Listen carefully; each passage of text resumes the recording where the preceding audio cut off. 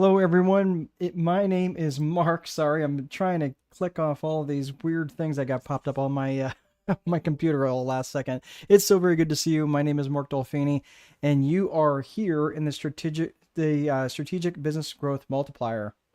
And so it's really good to see you this afternoon.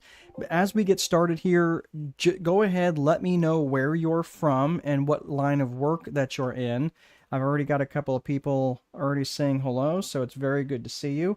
Let's see. Logu, I apologize if that's Yogu. Oh, Yogu, okay. From Destiny from Nigeria. Oh, sorry, there we go. Yeah, Destiny. I am an aviation personnel. Excellent. What do you do in aviation? I used to fly in the Marine Corps, so I used to fly on C-130s. I was a navigator before they went to not having navigators anymore. So very good to see you. Thank you for joining me. We've got Rispa from Canada. Excellent. But you guys are probably having a heck of a winter right now too. We are. It is freezing here in Indiana. We are up to, let's see. It is well below freezing, so we'll just say it that way. Oh, I can't see my temperature. Everything's kind of wonky on my computer right now, so I apologize. But yeah, it's chilly. Oh, there's my Hornet driver. Hello, hey Jack, good to see you. John Duffy, good to see you, my brother. All right, glad you could join us. All right, so if you are just joining, let me know who you are, where you're from, and what line of work that you're in. So let me go ahead and share this. Just a quick thing, if you are in business for yourself and you are looking to scale your business, and this is probably why you might be on this, I just want to let you know that there's a couple of things, there's a couple of truths here that you should know as a business owner. Sorry, I'm having to take a lot more water in lately. It has been very, very dry in my office just because of the heat's basically been running constantly. So a couple quick things. If you are in business for yourself, I just want you to understand just a couple of truths, and I'm going to get to those truths here in just a quick second. But before we do, I just want to put down some ground rules here in terms of what the next hour or so is going to be. I have it scheduled for 90 minutes. We're probably not going to go that long, but I just want to make sure that you get your values worth here. Tunisian, my name is, oh, you are Tunisian. Very good. Nice to meet you. Name is Gassan, owner and president of company design graphic future technology. Excellent. Very good. I'm glad that you could join us today. So just a couple of quick things. I know some of you are joining me. It sounds like some of you are in a very different time zone than I am here in the Eastern United States. So you might be putting kids to bed. You might be, wrapping up your evening. Regardless of where you're from, I just want to make sure that you're spending your time with me productively. So please do your very best not to multitask. Try to stay as plugged in as best as you can.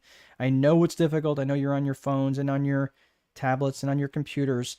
And I just want to make sure that you are so you are plugged in and you don't miss any potential nuggets. So again, do your very best not to multitask as you are going through this today, because we've got a lot of information to cover and I don't want you to miss anything. So first and foremost, I just want to make sure that you understand that if you are in a business, that's great. But understand, it's important that I share with you an important truth. There's a lot of stuff out there on social media right now, and especially I see several in the small business space that keep talking about, if you have $1 million business and you want to take it to 10 million or 100 million or whatever. I respect that, I do, but it's important that you understand a couple of universal truths. Is that you cannot scale a broken business model. You just can't. As much as you might want to, and as much as you have all this I can do it attitude, which is absolutely important, there's just some economics that come into play where you just can't scale a broken business model. A broken business model is just not scalable. On top of that, it's important that you recognize that not all businesses are scalable. I'm going to give you a good example. When I was climbing out of the wreckage that was in 2010, which was obviously a very bad economic environment, I didn't have any way to make money short of going out and getting a job. And at that point in time, not many people were hiring. So it was interesting, although I probably could have got a job in lots of different fields. I'm very employable if I absolutely had to feed my family. But the thing is that I had this property management business. I was basically managing a lot of rental properties. But the interesting thing was, I had taken this business that I had, where I had $6.5 million worth of real estate, and turned that into about $1 million in about 8 months. Okay, again, 6.5 million down to about 1.5 million actually. So the thing was, I didn't have any way to make money. I didn't have enough income coming in. But what I did figure out is there was a real demand in the marketplace for people who needed home repairs, right? Home repair services. And that was it was a niche thing, and I could make decent money at it. In fact, I was making really good money at it, to the point where I was making maybe $1,000 to $1,500 a day. And because of that turn, over that next roughly year or so, I was able to make some pretty decent money and use that as a toehold to kind of climb out of the major problems that I had. Thing was, it wasn't sustainable, right? I was working 12, sometimes 14 hours a day, 7 days a week. And even though I was making pretty decent money, it just wasn't sustainable. Nor was it scalable. And the reason why it wasn't scalable is because I had to rely on my own skill set. If I relied on the skill set of others and tried to leverage this property home repair business, I tried it a couple different ways, and I always just felt like I was training my own competition to go into business for themselves. And that was the real problem. So that's where I just want you to recognize that not all businesses are scalable. And that in particular was a broken business model. It just didn't work in my market, and I tried it a number of different ways. So I just want you to keep that in mind. And just because it's not necessarily scalable doesn't mean that you shouldn't do it, right? I did that business for a little over a year, where I made a little over $250,000 in revenues, and I got to keep most of that. I mean, most of that was actually profit. And that gave me enough of a toehold to get climbed out, even though I owed, roughly $5 million in all these different deficiency judgments and credit cards and everybody else who I can pay. Or I couldn't pay, that allowed me to get some traction to actually get back on my feet again. So I'm not suggesting that just because you have something like this, it's not worth doing, but just understand it could be, you could utilize that as kind of a lifeboat to get you to somewhere else where you want to be. All right. So just keep that in mind. What I'm going to be talking about is a strategic approach to managing your life and managing your business. We are going to take both a holistic approach to looking at your life and your business, as we're looking at the strategic business growth multiplier. So who's this for? This is for established business owners with employees. Now, I'm not suggesting that if you don't have employees that this isn't going to be relevant for you, but you are going to need help. You are going to need other people in your business to help you grow, right? I mean, it could be, you might just be an entrepreneur who maybe doesn't even have a business yet, but you recognize that you're going to have to bring others on board. And when I mean bringing others on board, that could be in the form of employees, it could be in the form of subcontractors, it could be in the form of vendors, but these are people who are doing other things rather than you trying to do all of the major functions of your business and all of the minor functions of your business. So if you're a solopreneur or a one-man army who wants to stay that way, no disrespect to you, but if you're trying to grow, and especially if you're trying to scale, those are two different things, by the way. If you're trying to grow or you're trying to scale your business and you're trying to do that quickly, you're going to have to bring the efforts of other people's labor on board.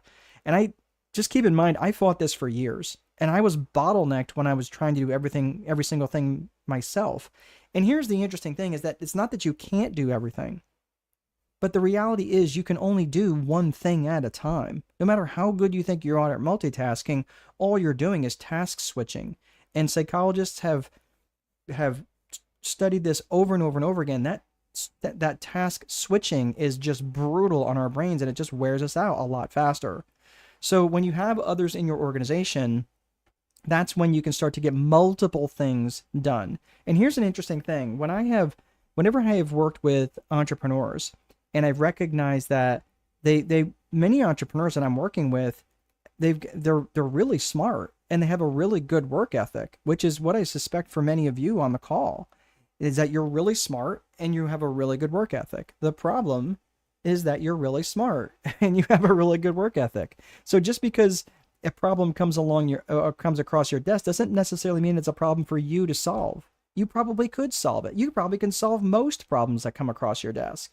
The problem is most most decisions that come across your desk are probably below your pay grade.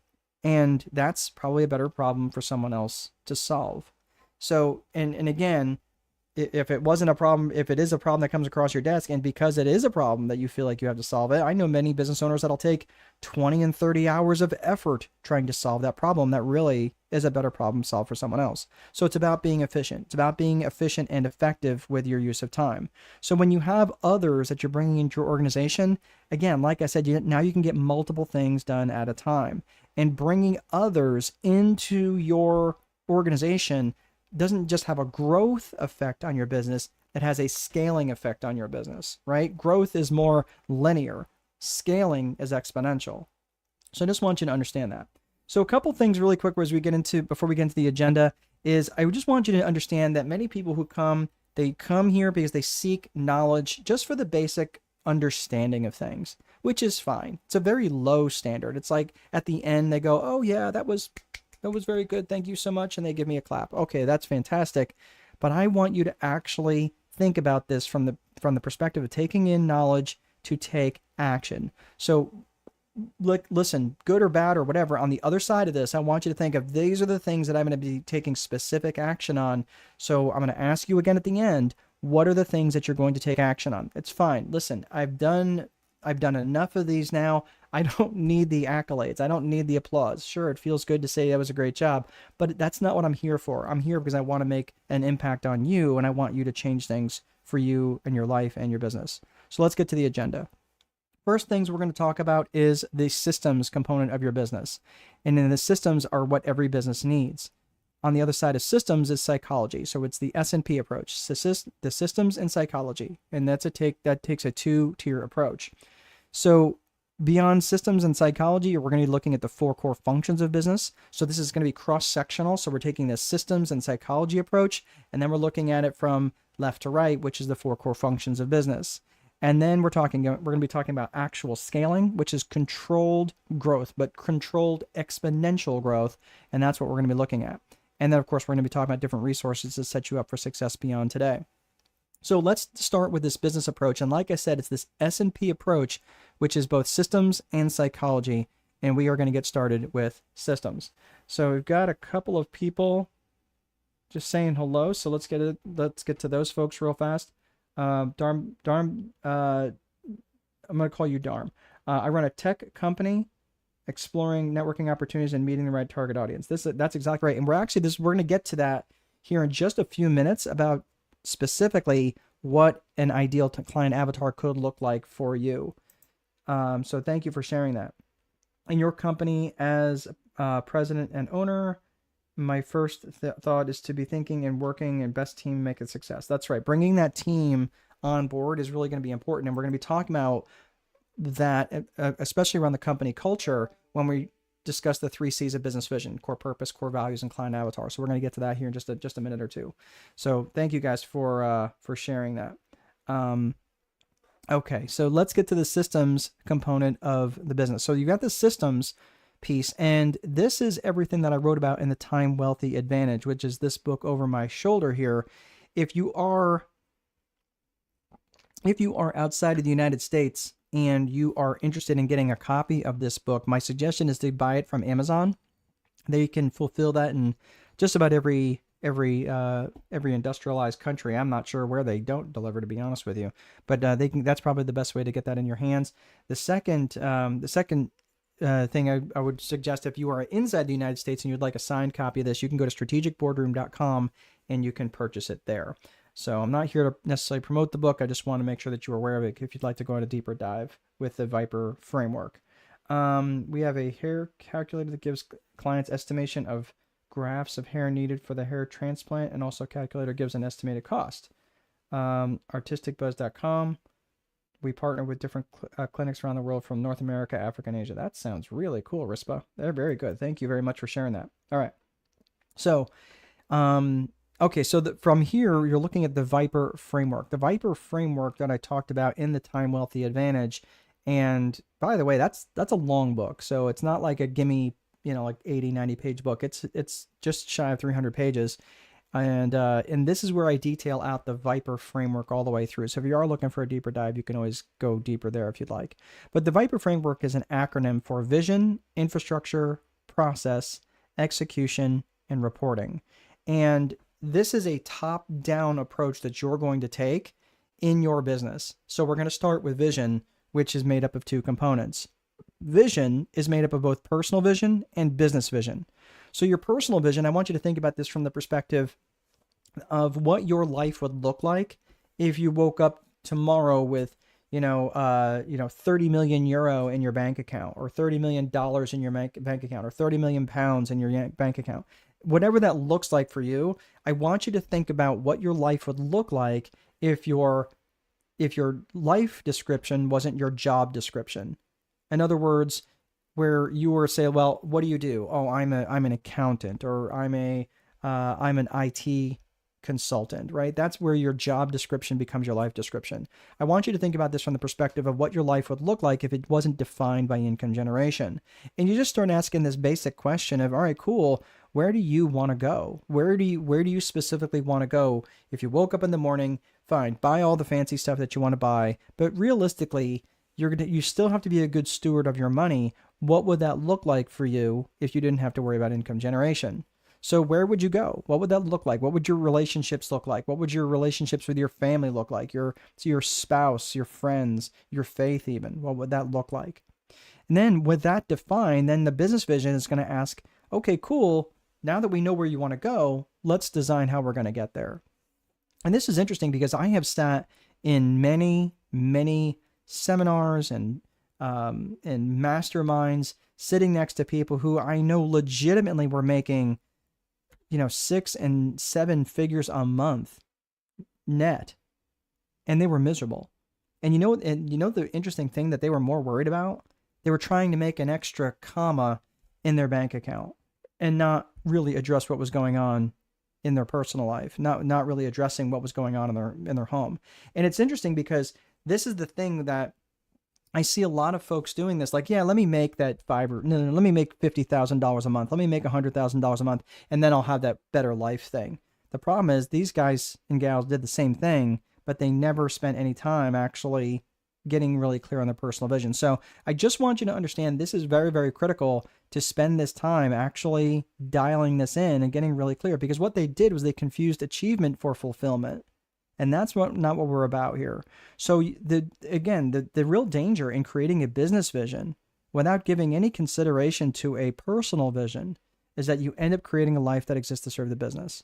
And that's what we're trying to avoid. I'm just telling you, I've been down that road for more than a decade at one point, and it just sucked. It just didn't give me the juice from the squeeze. And finally, when I got my head right and started focusing on the right thing, the irony is I actually started making more money and having a really good life. So the personal vision, I'm going to do this one little component of personal vision, and the rest of today is going to be around business vision.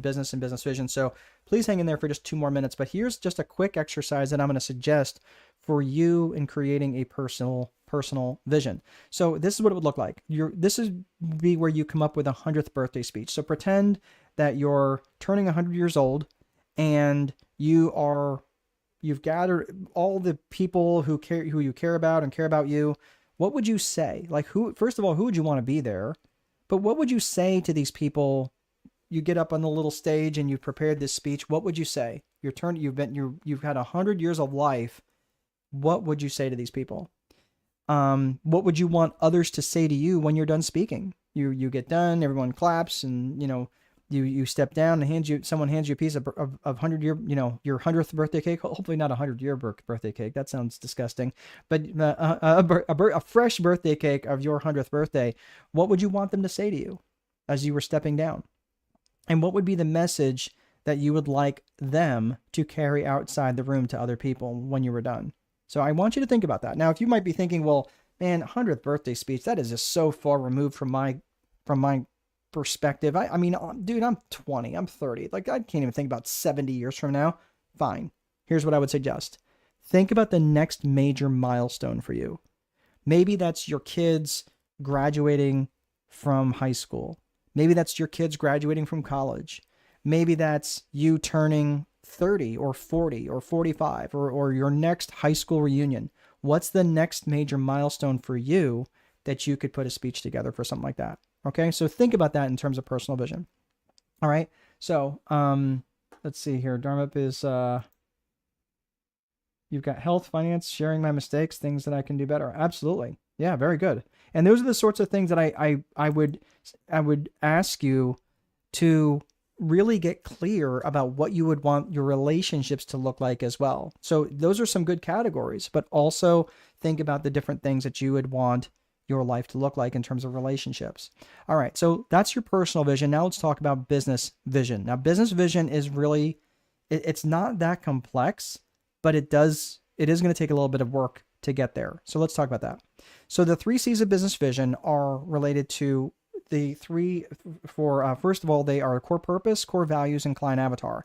And I'm just letting you know that anytime that I have been hired as a strategist or as CSO, Chief Strategic Officer, and I'm coming in and working on a fractional basis, that every time when I've been invited into a company and I look at these 3 C's, almost always one or all of these 3 C's there's some deficiency in these areas. And it will show up in employee turnover. It will show up in bad company culture. You get people who are fighting and bickering, and there's office gossip. People are coming in late and leaving early. You have trouble attracting the right type of avatar, the right type of customer. You have a lot of turnover with your clients. These are the sorts of things that I generally see when a company is weak in one or more of these areas. So let's unpack first core purpose. When you look at core purpose, you're going to ask yourself a very specific question. And that question is, what business are you in? What business are you specifically in? And what problems do you specifically solve? When you can think about the problems that you specifically solve, this becomes vastly easier, especially if you are very specific in your answers. Because if you just say, well, I'm in IT, that doesn't tell me much. If you say that I'm in real estate, again, that doesn't really tell me much. If you say that you're in banking, again, that doesn't tell me much. But if you said, instead of banking, that you said that you are a residential mortgage consultant in this specific market of the United States, that's suddenly much more specific, right? And because you're so specific, you're going to be attracting a lot of people who want to do business with you. Most people, and I would say the vast majority of people, especially small business owners, don't need tens of thousands of customers. Probably a couple of dozen would make a big difference for you, and maybe, more than likely, probably less than 100 would probably be a big deal. So again, you might be saying, well, yeah, but I only do, I get very few people who actually come back to me. Okay, that's fine. But don't they know people? Don't they know people who are also buying and selling houses or may need funding, might need something else, might need home equity lines of credit or something else? And that's where you have to be really, really specific about what it is that you do and what problems that you can specifically solve. So, Dharm, you're saying this is I am getting from my customers when pitch them, as we provide large set of services. So how to be niche, right? So it's not necessarily how to be niche. What I'm saying to you is there's probably the main thing that you do. There's probably the main problem that you solve. So the issue is that when a customer comes to you and you'd say, well, okay, well, what kind of problems you have? You're like, they're like, I don't know. Well, what can you do? And you offer them all these different choices. The problem is the customer doesn't know which one to solve first. They're relying on you to solve that first. So let's say, for argument's sake, you run a general auto repair shop, okay? And someone brings in their vehicle, but you're known for rebuilding engines really, really good. Like, that's what you're known for. You're known for rebuilding engines, and they bring in the car, and the car's got a blown engine. Are you going to worry about trying to sell them a set of tires first? No, that makes no sense. Even if the tires were a much higher margin business for you, you'd say, no, I have to fix their engine first, or the tires are irrelevant. So a lot of times there's usually a core critical piece that you can sell first that's going to solve a lot of other problems. So all I'm saying for you is you have to determine, yes, it is important that you dial this into the core purpose. And a lot of times that purpose is actually avatar based, meaning not saying that you have to do only one or two things. I have companies that do lots of different things. I have several marketing companies that I work with that do literally dozens of different things for their clients. And most businesses do. I would also argue that most businesses do way too much. And the problem with that is because they get too fragmented and they try to become everything to everybody. And that becomes another problem. But I would make that more around a theme, around a specific avatar. When you can do that as around a theme, around a specific avatar, I do a lot of different things as a strategist. I help them with their lead gen. I help them with their sales and sales training. I help them with their operation and fulfillment efficiency functions. I also help them with their accounting. And I can help them with training, and I can help them with hiring and firing and things like that. So I have a multitude of services that I offer as well, but I like to focus that on a direct, specific avatar. I really like working with married Christian business couples who have kids at home, who've got a business, and they really are struggling with their time management and their time wealth. And they always seem to be running around and being very, very busy. So for me, I made that theme around helping people get a time wealthy advantage, about helping them in creating time for them in their business. So they have a business that doesn't run them instead of them running it. Does that make sense? So I focus that more around a theme than any other thing. So it's a really, really good question that you have there. So hopefully that is helpful. All right. You guys are asking good questions. So let me see here. 99% of work problem resolved quickly, and to be able to make happy and customer, sorry, I am not understanding what you're trying to say there.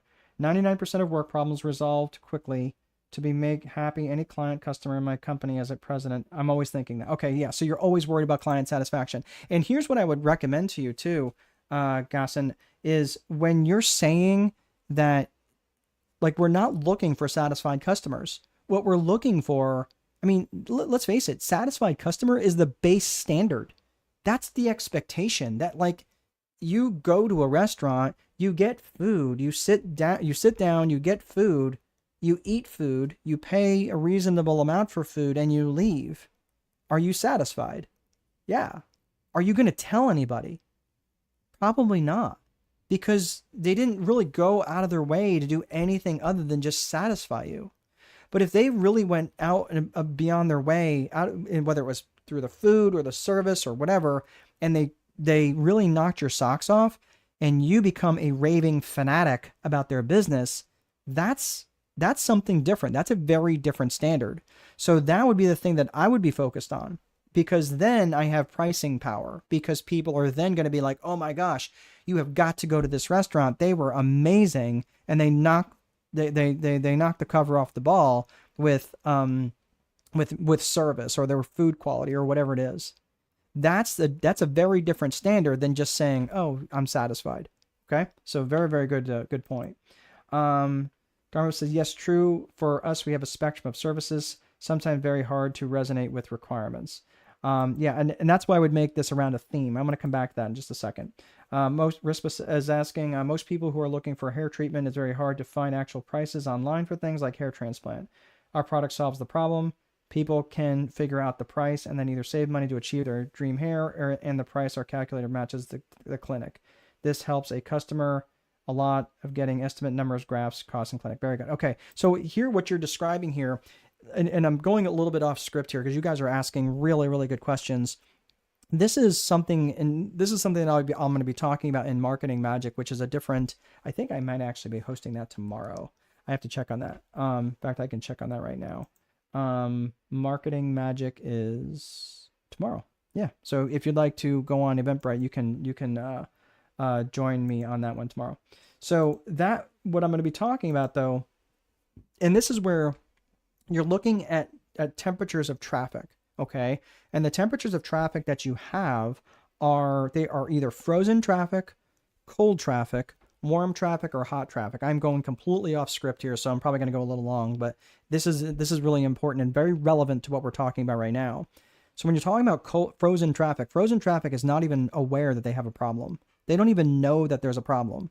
Okay, so what you're going to do is you want to warm that traffic up, and you warm them up by making them problem aware. Hey, did you know that this is a problem? They're like, oh, shoot. Did you know you might be paying more taxes than you should be? Oh, I didn't know that. Did you know that you actually, if you have a growing company, you actually could be growing broke?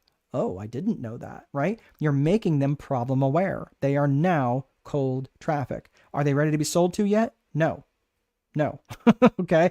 But what you're doing is you're warming them up. And because you are demonstrating your authority by demonstrating that you know what you're doing and what you're talking about, you're citing your what it is that you know, you're building trust with them, you're demonstrating competence. That's a really fast way to create trust with a client or an avatar. So now that you'd say, cool, well, this is a potential problem. Now that you're aware of the problem, now your job is to make them aware of the solution. And you'd say, hey, well, anybody who might be paying too much in taxes, maybe this type of software can help them pay less taxes. Or maybe if your business is not efficient, then this is something you should do to help, this piece of software or this product or service or whatever will help them be more efficient. Okay, now they are solution aware. So they went from not problem aware at all, frozen traffic, to cold traffic, problem aware, to warm traffic. They are now problem aware and solution aware. And now you warm them up a little further until they are hot traffic. And now they are you aware. They are aware of what you do and your product and your service. And that evolution from educating them all the way up to say, hey, did you know this was a problem? No, I didn't know this was a problem. Well, and here, not only is it a problem, here's the solution. And now that they know the solution, they go, yeah, and by the way, this is what I can help you with. Oh, so now they're aware of you. Are they ready to buy? Are they hot traffic? Are they ready to hand you money? No, they're not. Because there's one other key component to this, and that is recognizing their desire. They might be very hot traffic. They might know there's a problem. They might know that there's a solution. Heck, they may not know about you. And they don't care.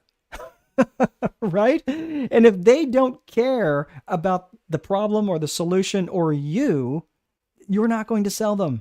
They go, yeah, that's a problem. Nah, I don't care. Right? Like, again, how many of you know of, and I'm not trying to be mean here, but how many things are there really valuable, worthy world causes, like saving the whales or taking trash out of the oceans, or lots of good causes like that, right? But let's be honest, you can't care about every single one of those causes. There's lots of good causes. Saving penguins is probably just as important as saving whales. But I don't know how many people are really lit up about saving both penguins and whales, right? Probably not very many. And that's what I'm saying is you might have an answer to their problem, but it's not a problem they're willing to solve. And it may not be a problem that they're willing to pay to have solved. They just go, yeah, it's a problem. It's just not something I'm really worried about right now. So there has to be desire. And once you understand the desire, now you can address the desire and say, hey, you know that business partner of yours that competitor of yours that's making a lot more money than you, and they have a pretty decent life. How would you like that? Oh man, now you're tapping into some real desire. And that's what's important. So again, there's a couple of breaks in the evolution there, but you have to understand that warm traffic, frozen to cold to warm to hot is important to make them problem aware, solution aware, and you aware. But you also have to recognize their desire. If they don't have the desire to change, or if they don't have the desire to really fix the problem, they're not going to buy. They just won't. And they won't buy from anybody. So it's not just you. All right. So hopefully, I know we went off the yellow brick road there, but hopefully that is helpful for you. All right. I'm getting Dharma saying, yes, I agree. I don't know what that was, but I'm going to say yes.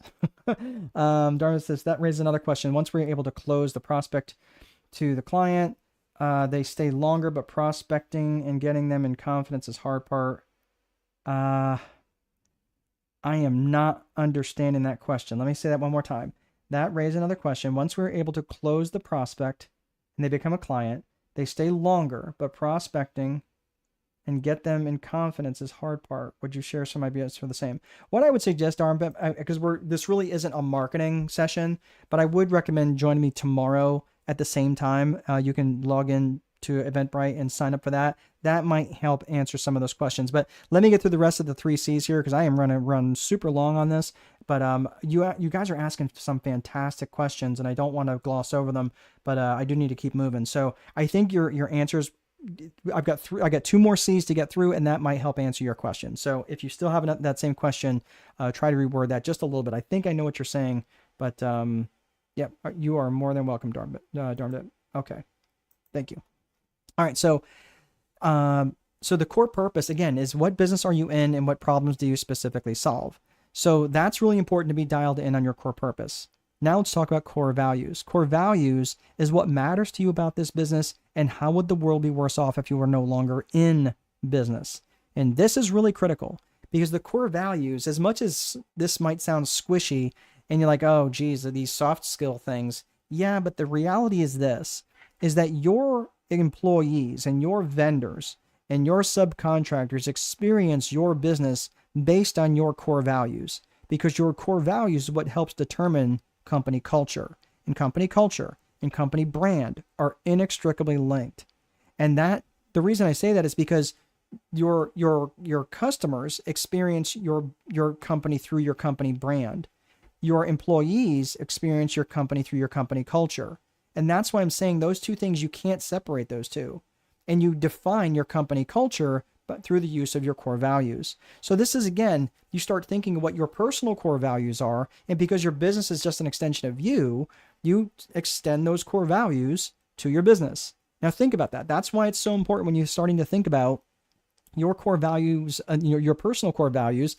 That's where you're willing to walk away from a friendship, or even from a relative who is not in alignment with your core values. If you've ever had a friend who's headed down a path that you just couldn't follow, yeah, that's because there was a violation of a core value. So if you look back and say, yeah, they lied to me, they would never, or they would do one thing and say another.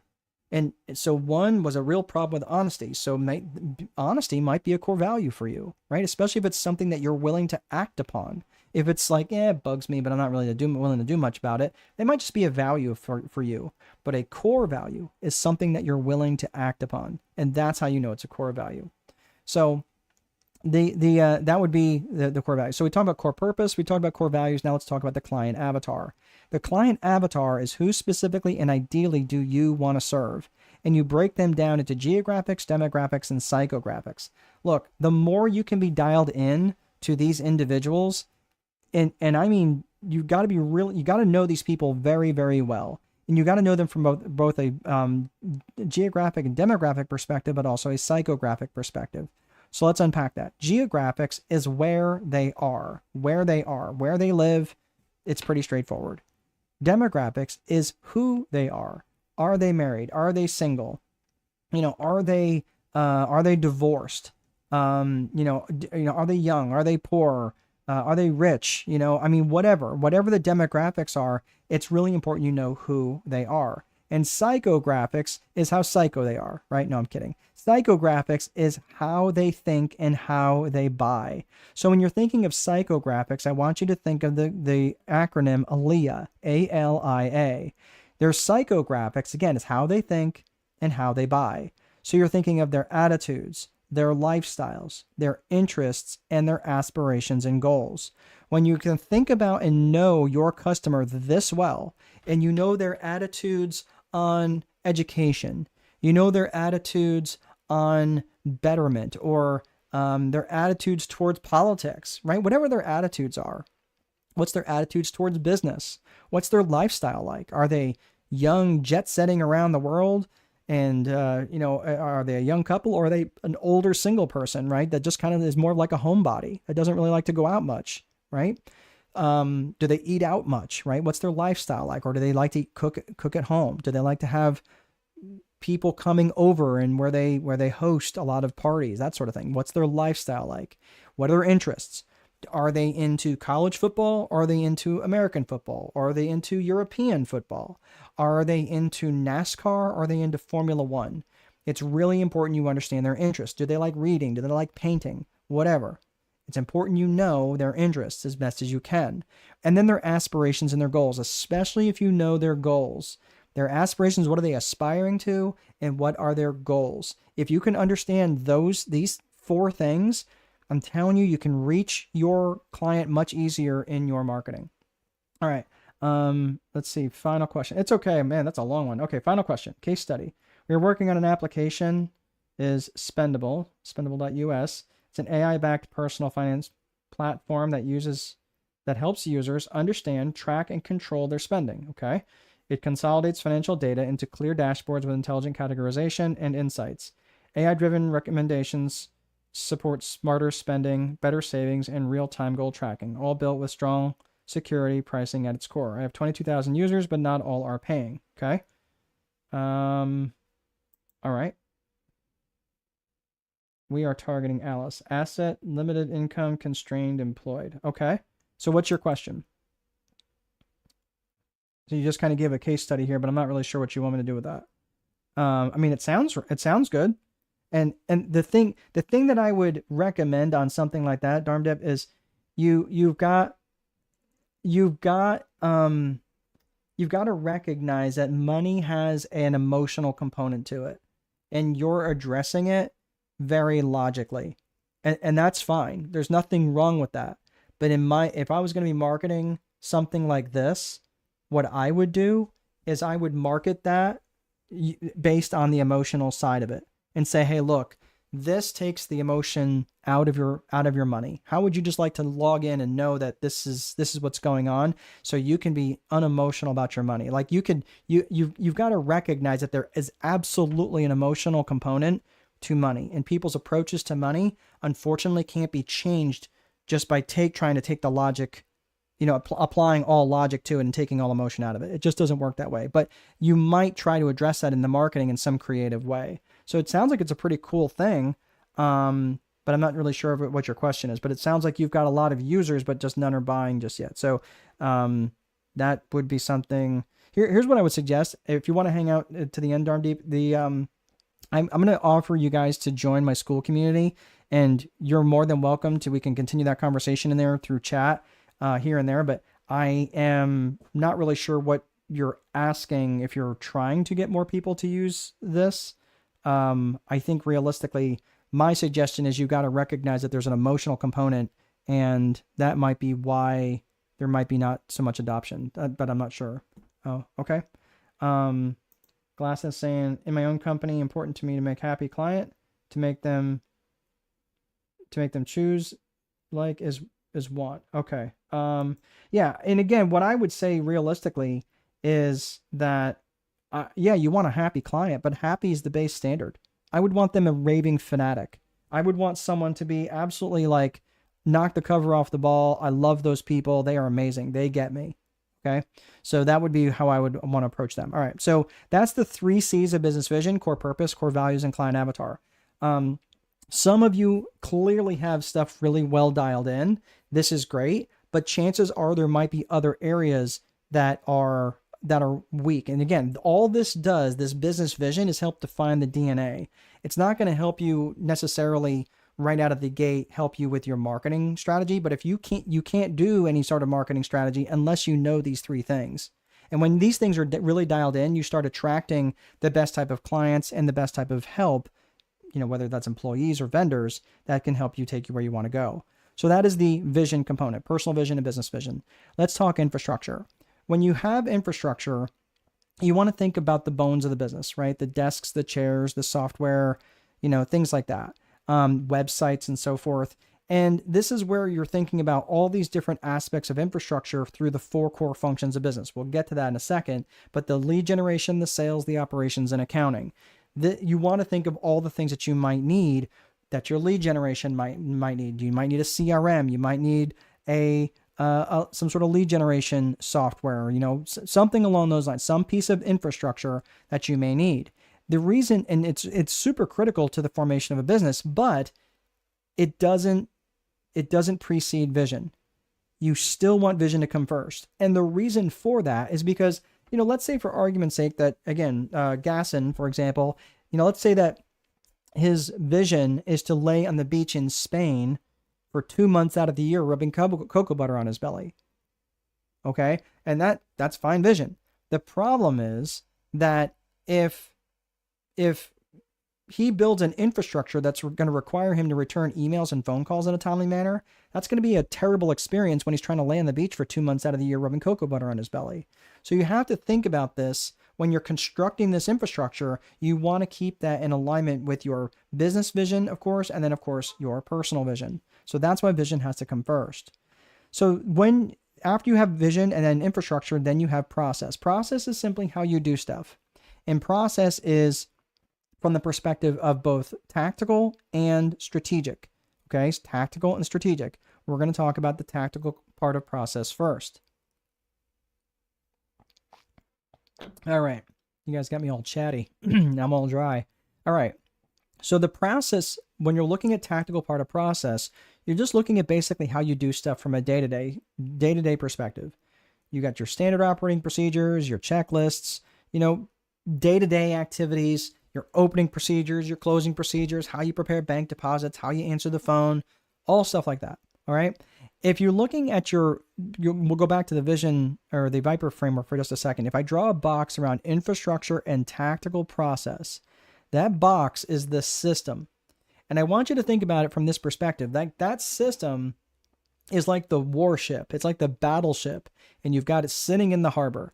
But you don't just want it sitting there, letting it get battered around by whatever economic winds happen to be blowing around at the time. So I want you to think about that from this perspective, where you want to form a strategy to take that ship and take it out of the harbor. You want to take it and go make some trouble. Great. So that's what strategic planning does. And to have an effective strategic plan, you need 3 basic things. You need people, purpose, and promotion. And from those components comes a strategic plan. So from the people perspective, that might be the people that you're targeting. That might be the people that you are going to be targeting in a new strategic plan, because maybe you want to expand market share or launch a new product or service or whatever. That's part of the purpose, right? That part of the purpose is expanding market share, launching a new product or service, vertically integrating into a market, whatever your purpose is. Okay, that's part of the strategic purpose. But the people component, this is where you're thinking about this from not only who you're targeting, but whom else might you need, so that you can actually scale. You're saying, hey, look, I'm going to have a lot more volume. I need someone to help me answer the phones. Or I'm going to have a lot more volume. I need someone to help someone manage the chat bot, or manage the chat room or whatever. That's when you have to start thinking of not only externally for the people that you're targeting, but also internally in terms of what kind of help that you may need. All right. So that would be your people. The purpose, like I said, now keep in mind that the people that you're aligned with, it also has to be in alignment with your client avatar, the people who you're actually trying to attract, and also the people that you may be looking to hire, who are in alignment with your core purpose, with your core values.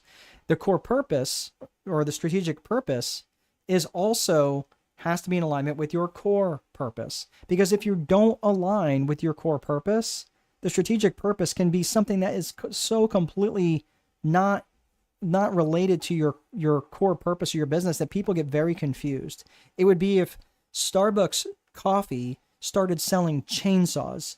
That would make no sense at all. It's like, well, we're selling chainsaws because we can. Yeah, but that doesn't make any sense, right? And the confused mind, when it comes to your customer, will always say no. So I want you to keep that in mind, that your strategic purpose has to be in alignment with your core purpose. And the last piece is just simply promotion. And this is where you have to repeat yourself a lot. It's not just simple communication. You're not just going to have to tell your target audience one time, and then if no one comes, like, well, I told them, no one came and bought. No, you have to repeat yourself a lot. So that's why I'm saying, like, when it comes to promotion, you have to think about this in terms of evolution. And the same thing with promotion internally. You have to say the same thing over and over and over to your people, whether they are your employees, whether they are your vendors, whatever it is, your suppliers, so forth and so on, so they know what the strategic plan is. And this is why I'm saying, like, I have a lot of people that they say, well, I told my people once, they should know. Yeah, but they're not going to. They're not going to do the thing, because realistically, if you're like most entrepreneurs, you have a new idea every single day. And because every time you get out of the shower, you have a new business idea. Am I right? So you got to recognize that it could be also the way, because you're showing up, that they don't want to listen to your repeated efforts to say things over and over. So, it's like, hey, Are we going to actually follow through on this plan or the 19 ideas you came up with last week? So you got to have to recognize your culpability in that. All right. Gaston's got a quick question. My bigger in my vision business is to be between technology, architectural plan, house AI is to be client desire. They dream house like a smart house. Okay, so you're thinking about creating a smart house. Okay, very good. Yeah. Okay, and that's good. So what you want to do is get that really dialed in to what you want your vision to look like from, again, the core purpose. That sounds like a decent core purpose, but who is going to buy that? Who's the client avatar that's going to buy that smart house? And what core values are you going to be in a lot that are really going to be matter to you? Like who are these people? Like, what do you represent? So you do business in a good way that's in alignment with who you are as an individual. Okay, really good guess. And thank you for sharing that with me. All right, so that is the process portion. That's tactical and strategic. And that's going to be done with the vision, infrastructure, process portion of the Viper methodology. Let's get to the execution portion. Darmdeep, you are saying, thank you very much. Appreciate the knowledge and answering questions. Yeah, absolutely. I live for this. I absolutely love it. And I apologize. I know you guys, listen, you guys have really, really good questions. And I apologize if I'm not understanding the questions exactly, but you guys are asking really good questions. So thanks for staying so engaged. All right. So let's look at the execution function. The execution component to this is one of my favorite quotes by General George S. Patton, is a good plan violently executed now is better than the perfect plan executed next week.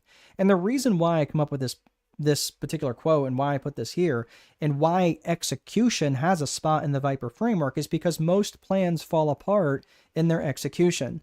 Most business owners, especially most entrepreneurs, they have that to-do list of 37 things that they're going to try to get done today, right? And it was probably the same things that they were trying to get done yesterday. And again, if I had 3 hands, I'd put them all up because that is exactly what I used to be like.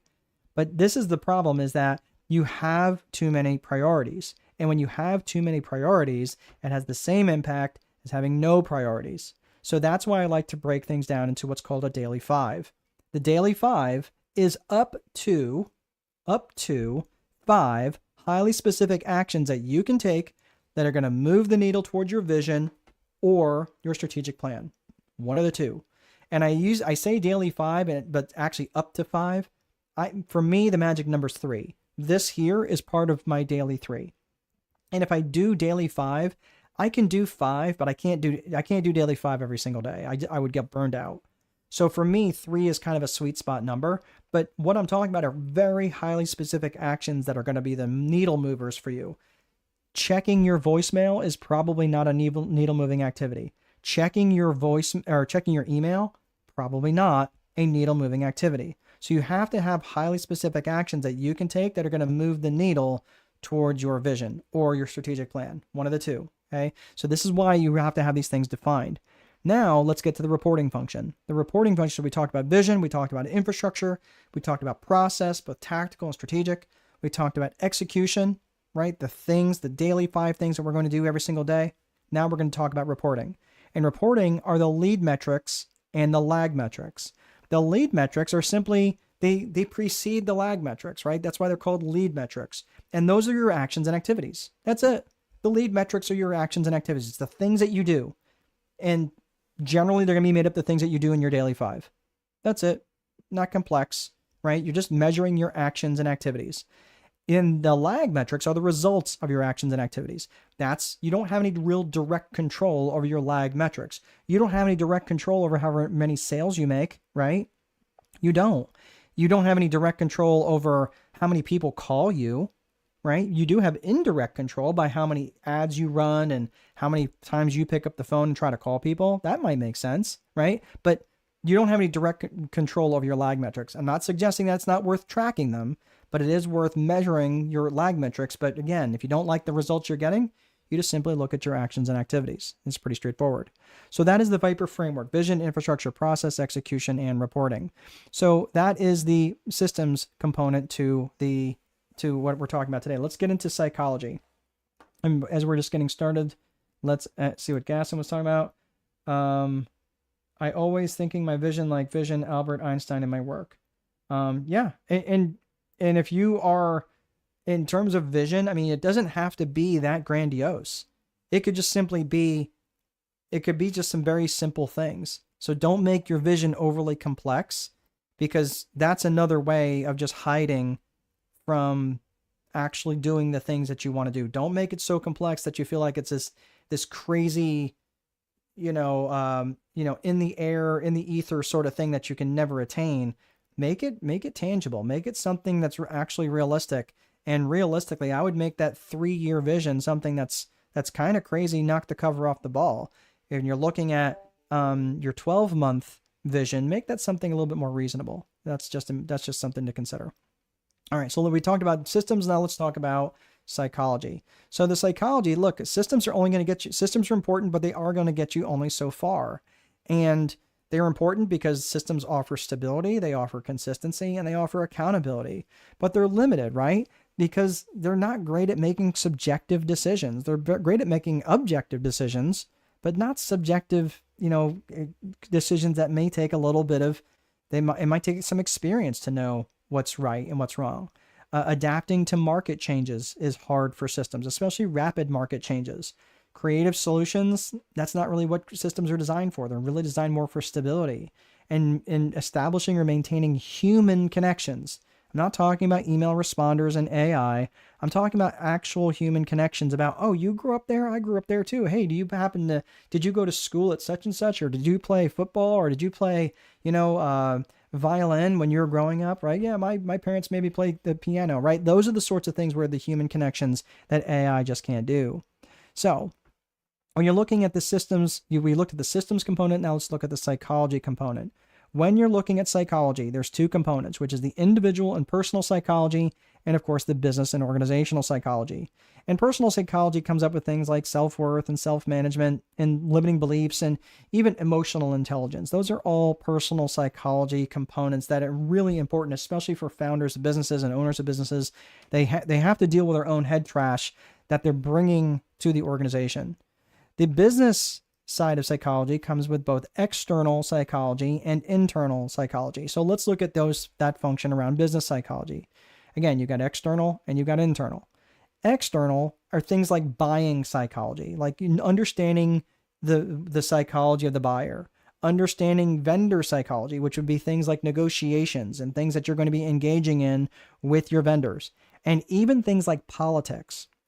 And I have this labeled as external because I'm talking about actual external politics in the political landscape that's going on around your business and going on in society. Like right now in the US, politics is a disaster, right? Like everybody who's kind of in the middle, where I kind of am, I'm a little right leaning, but man, oh my gosh, there's so many of us in the middle that are just exhausted. They're just exhausted. And that's what's helping shape the political landscape. And I'm telling you, if you've got, as you grow and you have 3, 4, 5, 10, 20, 30, 40 employees, I'm telling you, you are going to attract the attention of the political environment. So I'm just saying you have to be ready for that. When you're looking at internal business psychology, you're looking at things like management and leadership. I'm going to specifically talk about leadership because in this particular case, the leadership really makes all the difference in an organization. So we're going to focus on that. There are 3 pillars that I look at when I'm considering leadership. And I think that these 3 pillars must exist, and all 3 pillars have to be there. So if you're going to be effective as a leader, you have to have trust, you have to have vision, and you have to have communication. Let's go through these really quickly. When you're talking about trust, you have to be able to have the trust of those individuals, because again, they might see your vision, right? Like, oh, cool. Yeah. He wants to take this company in that direction. That's great. And you might be a very effective communicator. You might be a beautiful orator, type out beautiful emails, but if they don't trust you, they are not going to follow you. You will not be effective as a leader. And what does it take to get them to trust you? Well, demonstrate some competence, that you know what you're talking about, but also demonstrate some character. Show them that you actually care about them. Show them that you are the type of person that they should follow. Demonstrate some benevolence. Demonstrate some, not just being nice, but being kind And people often confuse nice and kind. Nice and kind are not the same thing. I can be nice to you, right? But it might not be the kind thing. The kind thing is to say something to someone that needs to be said to, where I'm like, hey, look, man, you're a nice guy. I like you. And you showed up late today, and I'm being nice to you right now. But that's not what's going to help you, because you're getting ready to lose your job. The kind thing is to say, look, if you show up late one more time, you're going to lose your job. And what's going on? I need to know, because if you can't fix this, then let's call it quits right now. That's the kind thing. So don't confuse nice and kind. I would much rather you be kind than nice. And because nice is only going to get you so far, but kind is going to get you a lot further. So that's what I'm talking about. But you can't get there without trust, right? And that's what I'm saying. You demonstrate competence, that you know what you're talking about, and you demonstrate character by demonstrating honesty, by demonstrating integrity. The next piece is vision. And this is really important to have a shared vision, because again, people may trust you and they may think that you're a beautiful communicator, but if you are not really clear about the vision that you're in, the direction that you're taking them, or if you didn't take the time to share that vision with them or enroll them in that vision, to say, hey, Darmdeep, tell me, or Gaston, tell me, this is my vision. What are your thoughts around that vision? Do you have any thoughts about how we might be able to get there? Enroll them. Make it a shared vision, because people are far more likely to carry a ball that they helped inflate. And that's a really critical thing. So that is really important around vision. The last component is communication, because again, they could trust you. You might have a beautifully shared vision, but if you can't communicate, or you don't communicate often enough, again, you're not going to be effective as a leader. So these three things I'm telling you, I have looked at this backwards, forwards, and sideways. I could make an argument for maybe a fourth or fifth one, but right now they're a little bit loose, so I'm not going to share them. But I would just say trust, vision, and communication. Those three things, they have to be there. And all three of them have to be there, or you're not going to be effective as a leader. Let's see. Gasson was saying, I love that, because as leadership and owner of my company, high important trusting and communication. Yeah, I'm telling you, there's no way of getting around this. And also sharing that vision of where you're trying to go and enrolling them in that vision. That's really important. So very good, Gaston. Thank you. I appreciate the comment. So does leadership really matter? It absolutely does. I'm working on my next business book rather, right, called Leader Boss. And Leader Boss is really about this concept around caring and candor, where again, nice versus kind. And again, you can care for your people, but if you care for them too much and don't bring enough candor, they're going to walk all over you, right? But if you bring up too much candor, or you just kind of very strict with people, people are going to, they're going to resent you. They're going to call you a tyrant, and they're not going to do any more than just show up, do their job, and leave. So again, there's a healthy balance of caring and candor. And this is what we're talking about when we reference a level 5 leader. A level 5 leader is what Jim Collins talked about in his books, Good to Great, Great by Choice, Built to Last.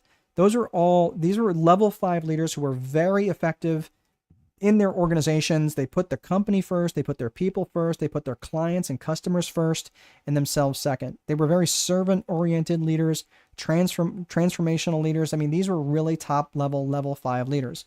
John Maxwell, he also uses the phrase level 5 leaders, but he talks about it in a slightly different way of the pinnacle leader, if you know John Maxwell. But realistically, these are leaders who are really putting their organizations first. And these types of leaders, they led companies which were significantly more profitable. They were able to grow much, much faster. They had strong company cultures, and guess what? Yep, they had defined core values. Oh my gosh, it keeps coming around like a bad penny. Right, so these are the sorts of things that you recognize in the level 5 leader companies. And just as a quick graph, I'll show you this. And these are companies that were tracked from the graph built by Great by Choice by Jim Collins and Morton Hansen. So these were companies that were tracked over 30 years. Look at these market returns. Like, these were 24 times the market, 63 times the market of Southwest Airlines. That's crazy. And these lists of the 100 best places to work, those lists are always representing the companies with the highest stock returns. So that's why I just want to make sure that you understand that leadership makes a huge difference in an organization. And that part of the reason for that is because growth requires change, and leadership is what helps manage that change. So if you find yourself asking that question, like, how do I get my people to care as much as I do? Or, man, I just feel like I should be much further along in my business. I'm just telling you that it's leadership. And one final thing I'm going to leave here is, or on the subject of leadership, is this phrase here. The speed of the leader is the speed of the team. If you are someone who takes a long time to make decisions or a long time to put things into action, I'm telling you, your team is going to be slower than you are. The team will not outpace the leader. This is really important. So if you're someone who takes a while to make decisions and you're trying to launch a new product or service, you might need to take someone else who takes the helm on this and say, hey, you know what? I recognize that's a shortfall for me. I'm going to turn this over to you and you are going to be the champion of this thing. Okay. So that takes some real empowerment. And that's really one of the cruxes of being a good leader. So, hopefully you found that helpful. Okay. Darm Deep is I shared ownership and delegation. Excellent. Very good.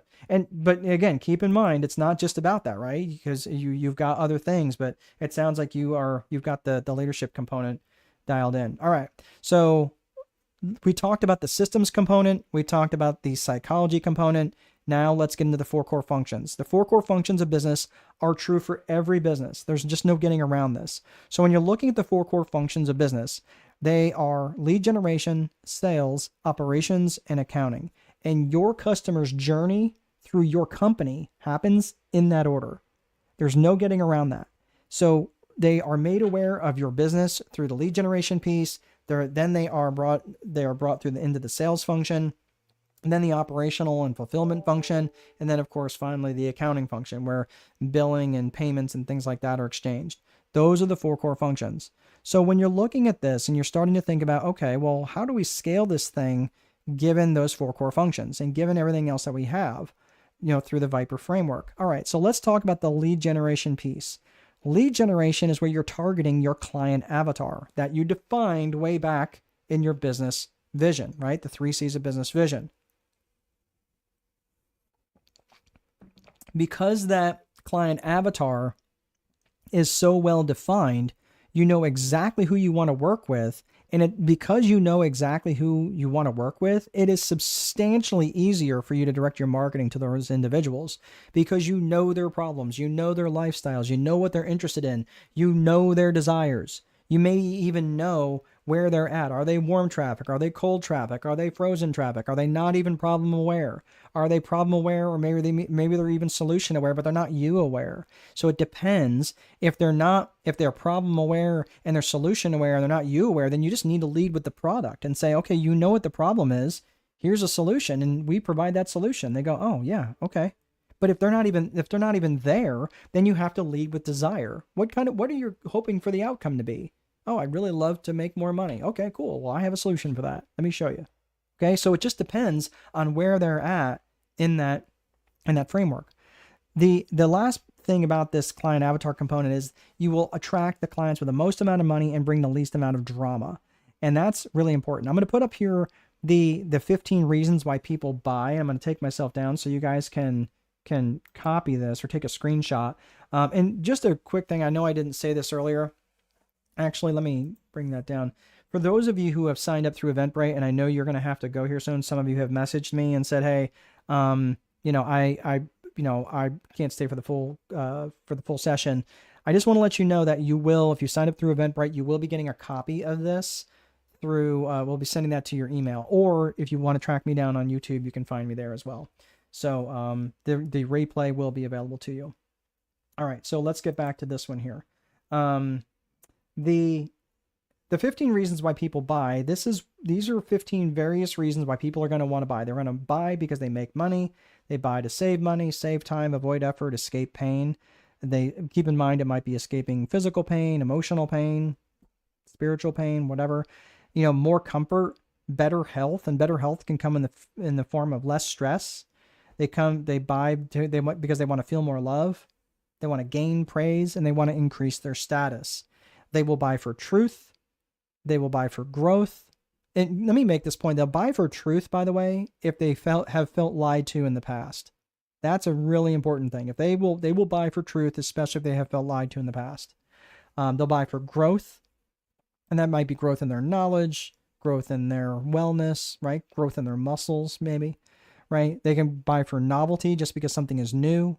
They'll buy to be more in more control or to gain more certainty, and they will buy to be in contribution. So the reason why I'm putting this up there is because you got a little homework to do. I want you to think through the lens of your product or service and help all the different ways of how you help people make money. All the different ways of how you help people make money, right? Directly or indirectly. How do you help people make money? And then you go, say you come up with 10 answers there. Great. I want you to come up with as many reasons why people buy, directly or indirectly, how you help people save money. How do you help people save money, directly or indirectly? Come up with as many reasons as you can there. Try to come up with 10. Do the same thing with save effort, avoid time, or avoid effort and escape pain, right? Save time, avoid effort, escape pain. Do it for all 15. And if you come up with 10 under each heading, you now have 150 different reasons why people will buy from you. And this is why it's important. Now, are you going to use all 150 in your marketing? No. You're going to use one in a headline that's going to be compelling, and generally probably the thing that's most compelling towards their either their desire or whatever their need is. Depends on where they're at, right? But what I'm saying is this is going to be really important for you to get clear about how you can help people. And that's what I do. I'm just saying that this is a really good exercise to help you just get some creative juices going in terms of all the different ways that you can help people in terms of why they will want to buy your product or service. So that is, when you're coming to lead generation, this is the reason why you want to take that time, is because everything has to support your lead generation function. There's just no getting around that. So, and the truth is this, you can have the best, most efficient business.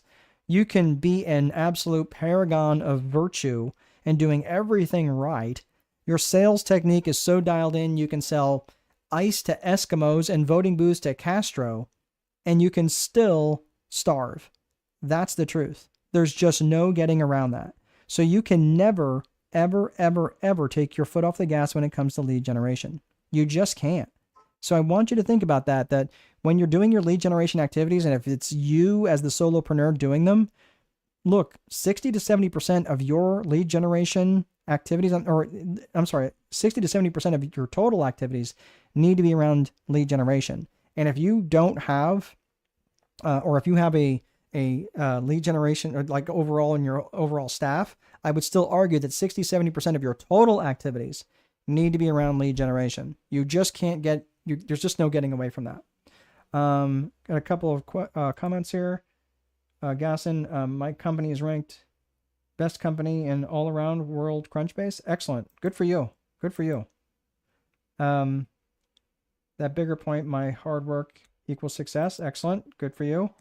There's a pain for me right now is lead generation. Yep. Okay. So, and that is, I'm just telling you, if that's a main pain point for you, then, that's something that you need to, either you need help, right? Cause you may not know, you may not be a lead generation person.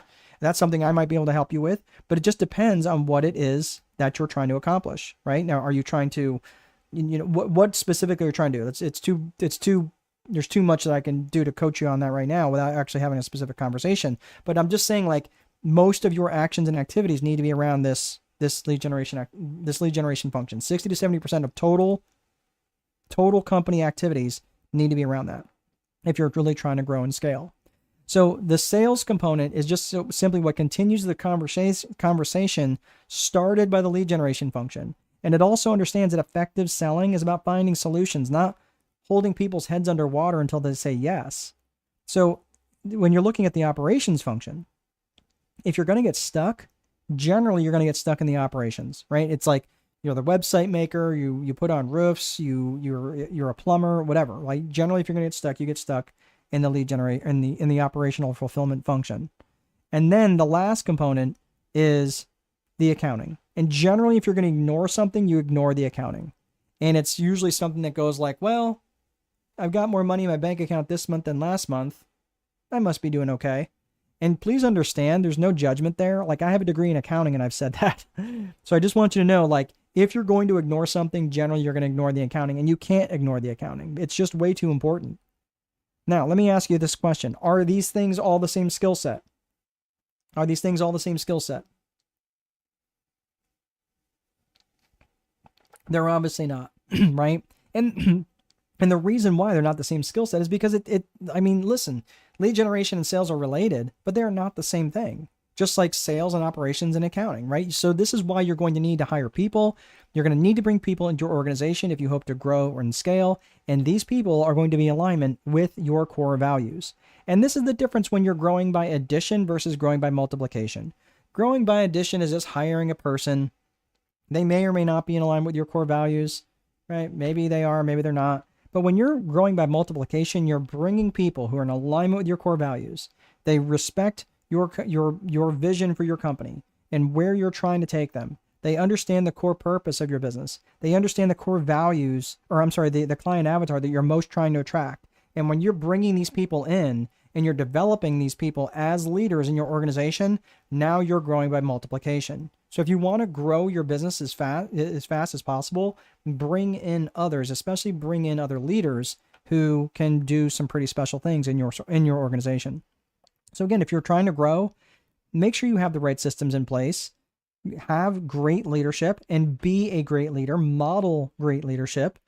Your lead generation actions and activities need to be at least 60 to 70% of your actions and activities, and hire and develop great leaders inside your organization. So that is all I have. This is the last component here before we get to the resources section. And again, I asked you this in the beginning, seeking knowledge to understand versus seeking knowledge to take action. So I want to know specifically, what do you plan on taking action on? I've got a couple of things in here to folks who are asking some questions or got some comments.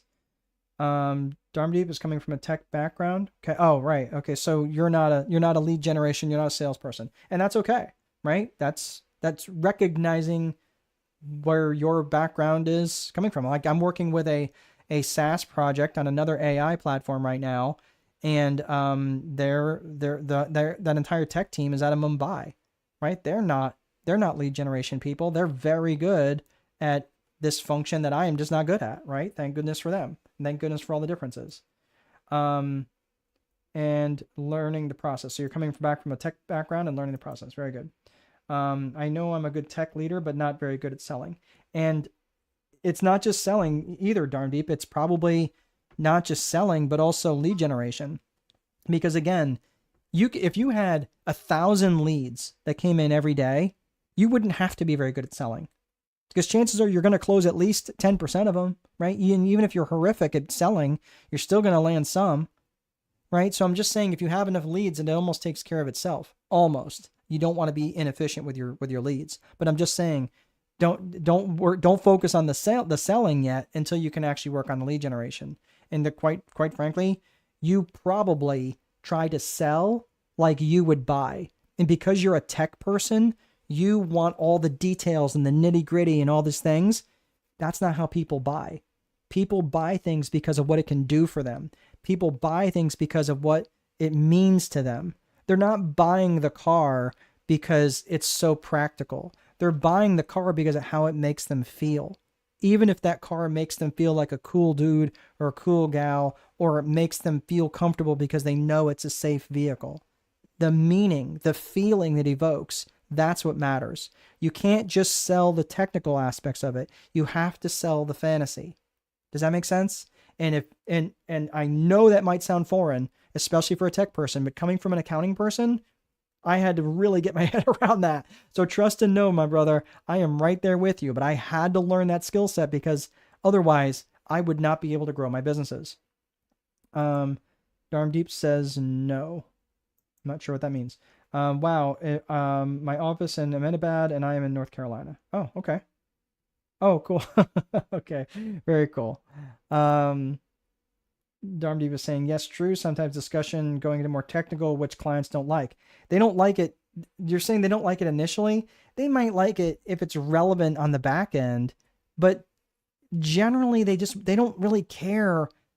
You know, they don't care how the food is made as long as the food is delicious, right? I mean, they want to make sure that that it's actual food and not, something disgusting. But my point is they want to, if it's delicious and they can trust you, they're not going to really care all the technical stuff on the back end. You're saying I am with you. Okay, cool.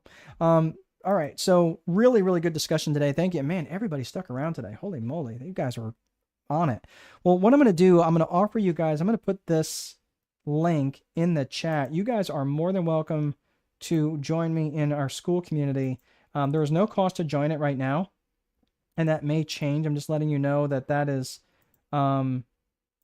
this is where you probably could easily keep in contact with me. Like I said, there's no cost, and just you get to chat with like-minded business owners who are just like you and me, and we can figure out if you are interested in having me help you. We can certainly talk about that down the road as well.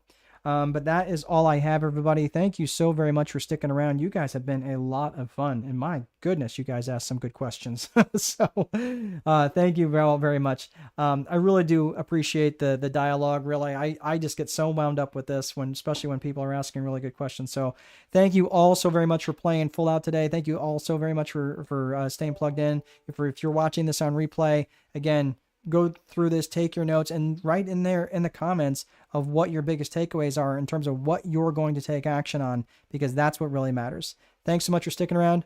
I'll see you guys in the boardroom.